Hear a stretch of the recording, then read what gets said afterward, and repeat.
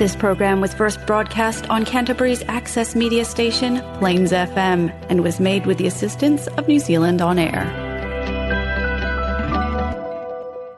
Today, I'm lucky to have Julie Burgess-Manning with me. She's a registered psychologist and family therapist, and we've got exciting news. We're going to be talking all about how we get to say no to our tamariki more and how we can make that okay and less stressful for us and our kids.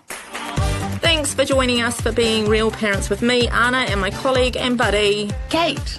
We work in the parenting space. And it's here where we'll talk about our worlds as parents, the good, the not so good, and the hilarious, and mix this with what we know about behaviour and psychology. Lovely to have you. Thanks, Anna. It's nice to be here. Yeah, really nice to be here.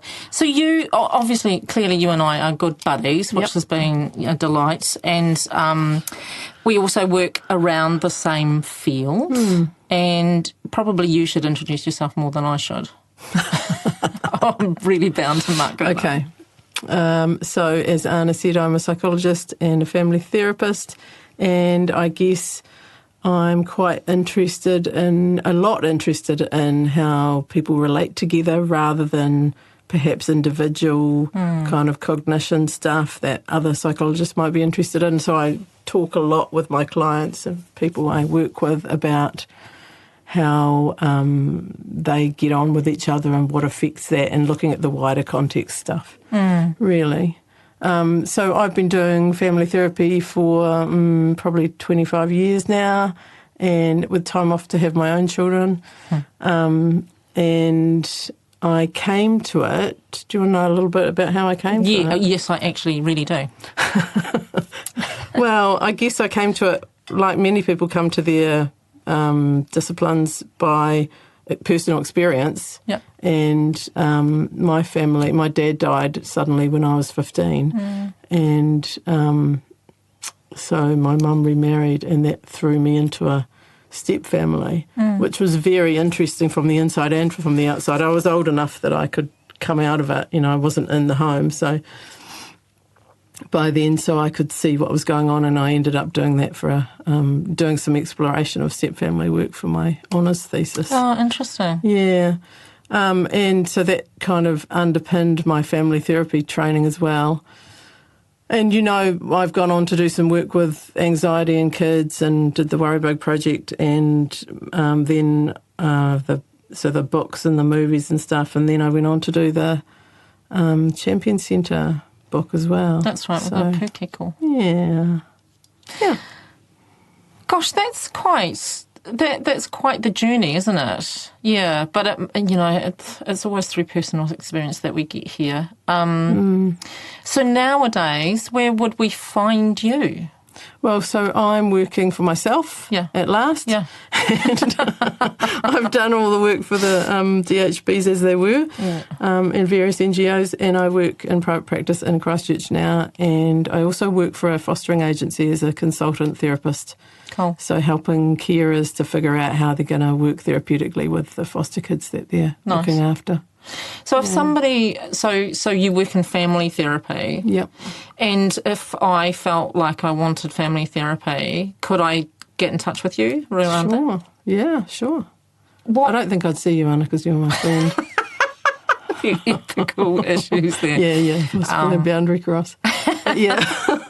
There's not many family therapists around because it's quite difficult to train in family therapy here. So, interesting. Yeah. So, and also people don't tend to turn up for family therapy because they think, I'm talking as a white middle class person, we think kind of problems are rooted in ourselves, and we don't tend to look outside for relational issues unless it's a couple issue. So bringing your family to family therapy is a big step. Yeah, absolutely. Yeah, you're right about that. We often think about it as ourselves or another, as well. They're a narcissist, or they've got a problem. And, Yeah, that's really interesting. Cool. So what sort of, how would I know that I need to go and see a family therapist? You might have some issues in your family that you want to talk about that are quite awkward or difficult, or something's coming up, or in the future that you want to be able to talk about with some help from somebody else. Of course, many times I end up in family therapy, or families end up in family therapy because they come to me and they say, we've got this problem with our child, say they're anxious or something. Yeah. And I say, well, actually, it's not the child. Families don't like to hear that, and it's not about blaming them. It's about looking at the dynamic that's developed. Yes, that's right. I mean, the systems that allows the anxiety, to be in there. And so, it's not the child. The child might be showing some anxiety, which is why we want to talk about the saying no. Yeah. So, shall we talk about that now? Love to. You're listening to Being Real Parents with Kate and Anna on Plains FM 96.9. So, yes, I'm really interested in it being the parent's issue and not the child's issue. I'm also really interested in the saying no things, and I can't wait to get started on this conversation. Yeah, let's see where it takes us. Lead the way. So I've been thinking, the reason I suggested this topic really is I've been thinking quite a lot about how I see people of my generation not being able to say no to children. Yeah. And including myself sometimes. Yeah, and me. Absolutely. And where's that come from? And also, is it useful? And actually I quite like the idea of saying no to my children. Yes, and I resent myself sometimes when I don't. Yes. Yeah. And so I was thinking about the generation before us, and for me that was an English history and of people who went through the war as children probably, and whose parents couldn't afford to spend too much time on distress because there were very practical things you had to do to make sure you survived, right? So we've got that idea of stiff upper lip English people, and I think that's where it comes from, is that we just had to get on, what was that saying? Calm down and... Oh, carry on. Keep calm and carry on. Yeah, right? So let's wrap it all up and leave it. But I think that if we don't teach our children to experience distress and that they can manage it, if we're always saving them from that, rescuing from them from it, then they can't manage the world later. So I'm triggered because of the word distress. Can you... I know, stop looking at me like that. Because I know that distress doesn't mean trauma. Absolutely. No. So let's define that perhaps. Okay, and I think, that's another interesting thing I've been talking a lot about lately. What is trauma? Yeah. Because trauma's come much more into mainstream language, that word. Yes. And actually it used to mean something more dreadful than it tends to mean a lot now. Our kids use it all the time, right? It was traumatic today. I know. Yeah. So many words have done that through... Yeah. And I don't know how that's occurred. It's like, anxiety has become, nervousness, pensiveness, apprehension, those sorts of things. And depression has become sadness, feeling low, upset. Yeah. They're the same instead of being the worser. Yeah. Yeah, and a lot of diagnostic language has come into the mainstream too. Quite. That's exactly right, yeah. Distress. So distress, yeah. So when I say distress, I mean you've got upset, right? Yeah. You've got an upset child. So they've gone on social media when they got home from school and discovered that everyone else in their friend group has been invited to a party and they haven't. Got it. Yeah? So that hurts you as a parent too. I know. It's those emotions that we feel through our children. Yeah. And they're upset. Yeah. But... So there's an option there. You could go and ring the parent of the person whose party it is and say, hey, my child hasn't been invited, I'm bringing them over now. And I'm laughing, but I know that happens. Yeah. Or the next day at school you go up to the children and say, well, how dare you leave my child out of your party, or any of those parental responses. Yeah. Or you can have, there are a million responses, aren't there? Or you can say, that's really hard. I'm really sorry that's happened. That must feel awful. It's the same, I think, when our child gets a low grade on something, that instead of supporting them with the low grade, we externalise that to blaming something or someone else. Yeah. And so going into the school and fighting on our child's behalf or something. Yeah. And, it's that rescuing our children from, one, responsibility, and two, the emotions that come with it. But I'm trying not to talk too much because I'm so interested in you, but for me, when I do that, because I do that, my go-to, if I didn't know something about parenting, I'm pretty sure that I'd be helicoptering non-stop, because that's my go-to. I want to rescue my kids. And I think, it comes from, I know what it feels like to be disappointed, feel like a failure, all of those sorts of things. And I don't want that for my child, but I know that they have to feel those feelings too. I think we also know that the world isn't fair. Yeah. And you get up on, not you, everyone gets up on their soapbox, maybe you. Yeah. And goes, actually, that isn't okay and I'm going to make it right. Yeah. And sometimes I know that I've got more power than my child has got to make it right in that situation, right? I can go in and make something happen, whereas they couldn't. Yeah. But I think the power of letting your child sit with it. I've seen this happen, right? So you've talked about this a lot. You've talked about the power of acknowledging emotion rather than dismissing it, and how that might take a little bit longer, but actually then the child is able to process the emotion and they come out of it in a better space, right? It's a similar thing, isn't it? That you acknowledge the emotion and then they're able to go, okay, now what do I really think about what happened? Yeah. And they can deconstruct it and they can talk through it. Depends what age we're talking about, but, they can talk through, use verbal processing to talk through what's going on. Yeah. Because what I worry about is that if we don't allow our children to feel these big feelings, that they have no baseline as they get older. They've got no experience of what to do with it. And what are we going to do when they don't live with us and they're over in, I don't know, Paris and their boyfriend dumped. drops them? Yeah, exactly. Yeah. It's funny when we both go to that. Because I think that was my first experience of real, but also have felt that in the past as well. Yeah. So, they've got to grow into independence and this is one way we teach them to do that. And that's actually how the world is, that the truth about the world is that you don't get given everything. So why aren't we allowing our children, like we started this conversation with our generation, and, war generation, stiff upper lip, and why is it that we find this so difficult? Why are we helicoptering it? I think it's about our own regulation. I haven't done any research into this. I have to put my hand up for that. But and I should do some now. I've been thinking about it. But my guess is that we don't know how to deal with our own distress. So when you see your child in that situation, you feel the feelings yourself, a reflection of them, and you want to shut that down. You want to get rid of that feeling, right? Yeah.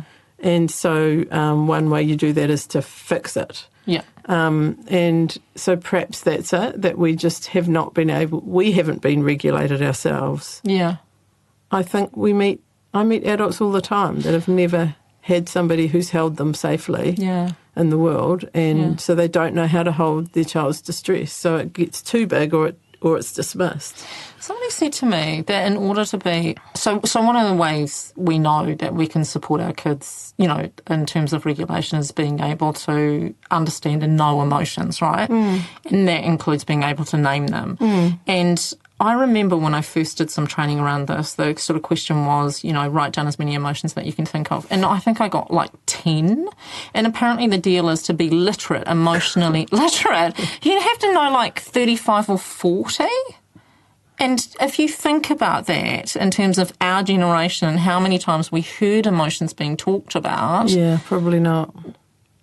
No way. I got, don't be angry. There's no need to be sad. Stop crying. Just be happy. Be grateful. Why aren't you? ... You know what? I think there has been a big focus on naming emotions because that is really useful for little kids. Yeah. to help kids know what they're feeling and organise themselves around the feeling, you give them the name of the emotion. Yeah. But there's got to be more than that. You quite, yeah. Sorry, I'm preaching to the converted. No. Yeah. So going on from that, we have to be able to sit in the presence of some strong emotion. Yeah. One way I help families with this is to tell them, and when I knew I was having this talk with you, I went looking for this where I found this idea from, and I can't find it yet again. But we'll do part two. Let's assume it's true. We'll do part two. That emotions, big emotions, usually last about 20 minutes. Okay. So the physiological response we have in our bodies takes about 20 minutes to go to a peak and then come down again. And if you think about a tantrum in your child, it's probably about right, eh? It builds up, they have their major thing, and then it comes off and you're all exhausted, and it's taken about 20 minutes. So if you know that's helpful, because if you know that this distress isn't going to last forever, if you deal with it in an okay way, then you know that you can probably manage through 20 minutes, right? Yeah. I mean, they might be sad after that, or they might be less distressed, but the main physiological response is not going to take too long. We're talking about everyday things here. We're not talking about major traumas. No, quite. We're just talking about distress, as you said. Yeah. Okay, that's interesting. So 20 minutes. Yeah, that feels kind of manageable to support my child with, and like my teenager. Yeah. So shall I talk a little bit about how you manage? Yes, please. So one of the main things is about reflecting and acknowledging feeling. So you're naming the feeling. You look really sad. Oh, I'm really sorry to hear that. Giving some empathy, not giving your words to it so much as their words. Not saying, "Oh yeah, that happened to me when I was 15," and this is what I did. It's hearing that happened to me when I was in Paris. Me too.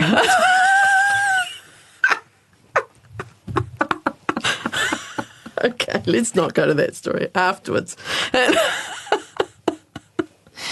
So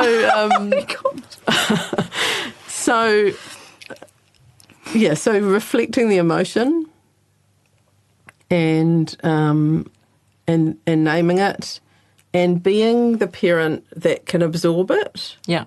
So you can manage this big emotion that they're having. Oh, that looks really hard. Oh, you're really sad about that. And giving them a cuddle or doing whatever it is that you do that helps to reassure. This has to happen within a caring and trusted relationship. Yeah. You can't do this to a kid who... You can't do this with a kid that you don't know. No, quite. Yeah. I mean, you can do the empathy, but you wouldn't imagine that you'd have the trust there to be able to... So that's kind of a given. Okay. Yeah. So then it's about helping them to verbally process. So talk about what's happened. Yeah. So, Mum, it's awful. They've invited them, but they haven't invited me, and it's not fair. And and then you're going, oh, you're kind of reflecting and empathising, but you're moving to helping them to deconstruct what's happened and how they might understand it, right? Yeah. And then I think that there's a point then that you decide that's probably enough. Okay. I think some kids will go on and on with that. Yeah. Or they might go on and on with the distress and re-experience. Yeah. And so if you are getting to the point where you think you've kind of done it, then you could be saying, listen, I think now I'm going to go and have a drink. Do you want a drink? Or there's a option for distraction or for just giving space, right? So you leave them with the feelings once they process the majority and it's come down a little bit in distress level, and so that they can be left to go just be sad with it or whatever, right? Yeah. Which is the hard bit, because that means we actually aren't doing... We're doing a lot, but we're doing nothing. Do you know what I mean? And I think that it's kind of like... I'm wondering, how do we know as parents? Like, what are our kind of like signals that we're moving into fixing and rescuing when we should just be following a process of supporting. So when you're saying things like, oh, have you tried, or what about this, or did you think of... Yeah, I think I'm any going to of get on the those- phone. Yeah. Or, did you ever read that book, Men Are From Mars, Women Are From Venus? Oh, years ago. Yeah. So it's a bit like that. Like we put it all on the men, that they're the ones that come up with solutions, and women are the ones that just want to be listened to. Yeah. It's a bit like that with kids. We just want to... We need to do the listening first. Yeah. And then I guess you might say to a kid, what would be helpful, if you want me to help with this, what would be helpful that I could do, rather than going, hey, I've got an idea, let's do this. And if our children, real life example, okay, I was on a radio station recently because I was being asked about how do we support our children because Taylor Swift wasn't coming to New Zealand and parents were really angry about it. Stop laughing. And parents were really angry about it and really hated Taylor Swift because of that, because they'd promised their children that they would be going and didn't want to let them down, right? So, of course, I had to go on and talk about it's okay to be disappointed. Yeah, it's actually, I think, something kids have to experience, disappointment. Yeah. Actually, if you haven't experienced disappointment and you've grown up, that is going to be really tough for you, isn't it? Yeah. Well, So- it's almost like we need to think about this as supporting our kids to be resilient. Yeah. And actually, that would have been a great opportunity for a parent to go, I'm going to help my kid experience disappointment now. Because that's a big ask to take your kid to Australia, right? Yeah, because that was what parents were doing, is that they were Yeah. buying tickets Yeah. to go over to Australia to go to, because they didn't want their children to feel disappointed. So, ticket to Taylor Swift or ticket to disappointment? Yeah, and ticket to resilience. Ticket to resilience. Yeah, Actually, I looked up resilience before I came here good. because I was thinking about that in relation to this Well, talk. look at the research that you've done. Thank you. Good. And one of the things back in the... this is from 2004, actually. Yeah. But I think it's relevant. In order to build resilience, you need caring relationships. Yes. You need opportunities for your kids to contribute. So not just rely on you to do stuff. They have to be part of it. Yeah. And they need high expectations. Interesting. So that's not something we usually do, is it? No. High expectations. But expectations of their behaviour and of their lives, I guess, so that they're trying to meet something. Wow. I know. And then when they don't meet that something, we run through. That's how they build their resilience. Yeah. Or they might meet it, and that's cool. Yeah. Oh, that's really interesting. I didn't know that about resilience. I knew that relationships were especially Yeah, so important. Really, really important. Really important. And Yeah. in fact, one of the ways that we demonstrate our own resilience is having the ability to reach out for help. Yes, that's right. I think that's quite hard for our generation as well. Agreed. But the cool thing about having our children feel disappointment and see their emotional response to that means that we can be that person and they're learning that skill too. Say that again. No, I want it to soak in. Come on, it's a good sentence. It's that thing about if we allow our children to feel disappointment appropriately, for these appropriate times, and we support them with that in the way that you've just described, there's two things that happen with that. One, they experience, the feeling of disappointment in order that they've got some experience of that and can draw on that when disappointment happens again because it's inevitable. And the world doesn't end. Exactly. And we're the person, because we're being a support in that for them and with that big emotion, we're also teaching them about it's okay to reach out and ask for support and that people are there for us and care. Yes. And always thinking... I haven't mentioned two other things. Co-regulation. Yes. That's what you're doing when you're regulating your own emotion when you're with a child, right? Quite. So you have to watch yourself. Like Bubba's. Yeah. Yeah. And so you have to watch yourself and notice your emotion and go, okay, I can feel myself getting annoyed about this or getting sad about this, and I'm going to either put that aside or I'm going to go and have a little break, or what you need to do to co-regulate, to regulate yourself then so you can actually be in the moment with them. Yeah. And the other thing I was going to say is that little maxim, biggest, kinder, stronger, wiser. Yeah. Being that bigger, parent. stronger, kinder, wiser. Yeah. We are, though, that's who we are as parents. Yes, Yeah. Nice. yes. Even though we might not be that as individuals all the time. Yeah. With parents, that's the container you've got around your child. Yeah. You are bigger, kinder, wiser, stronger. Yeah. Yeah. And we have to draw on that in order that we can, provide that support, that guidance, put in place the boundaries, say no. Cool. So for the top tips today, the first one is around what Julie talked through in terms of supporting our kids when they feel disappointment. And that is that our job is to comfort them and support them with reflection of what's happened for them, then support them through some verbal processing, which just basically means that we talk it through, and then providing or putting in place some distraction if that's needed, or giving our kids some space in order that they can process more or come through what's going on for them. Number 2 would be aware of us and our reaction and how we're regulating ourselves and how we're responding to the situation and whether or not it's appropriate. And number 3 would be we need to know that supporting our kids when they feel disappointment, which is totally inevitable throughout their lifetime, supports them too to build their own resilience. That was so much fun. Thank you so much for coming in. What an absolute pleasure and delight to talk to you today. It's a big topic. It is, a big subject, and something that we feel quite personally attached to, depending on how we've responded to our kids in the past. I am I've done all. I've done helicoptering out and I've supported my kids in this way. Yeah, me too. And so, no harm done, but we know now some other ways that support our kids in much more actually supportive ways. Yeah. If you want to get in touch with us, you can do that via our website, www.realparents.org.nz, or please go back and listen to our past podcasts if they're of interest to you and you want to learn more about parenting. Go to Plains FM and look for Being Real Parents, because that's exactly who we are.